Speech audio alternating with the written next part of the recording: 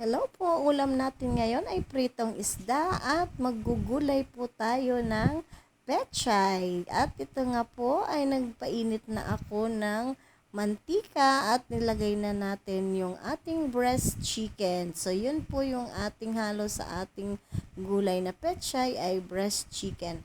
So gisa-gisa lang po natin hanggang sa maging brown ang ating breast chicken kasi mas masarap na sahog ng gulay ang medyo brown na, parang napirito ba yung ating breast chicken. So, yun yung mas masarap. So, ayan, hintayin natin na mag-brown. So, pang ganyan.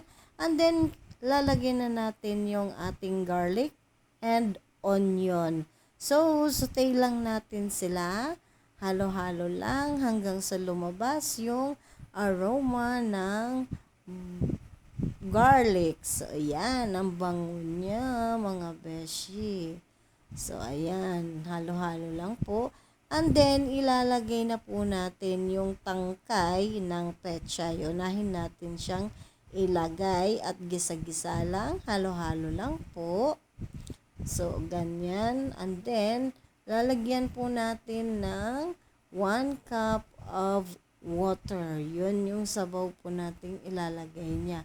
1 cup of water. Then, mix-mix lang po. And, cover and simmer for about 5 minutes.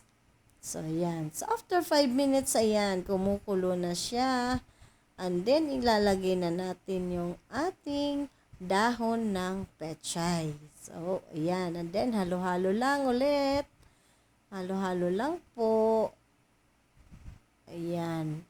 So, pagkatapos ay lalagyan po natin siya ng soy sauce para yung sabaw po niya ay may lasa. Ayan. Lagay po natin ng soy sauce. And then, halo-halo lang po. Ayan. So, nilagyan na natin ng soy sauce. Yan. And then, pakulo lang ulit natin para yung dahon ay maluto.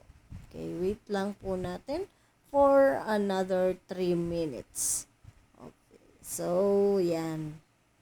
And then, season natin ng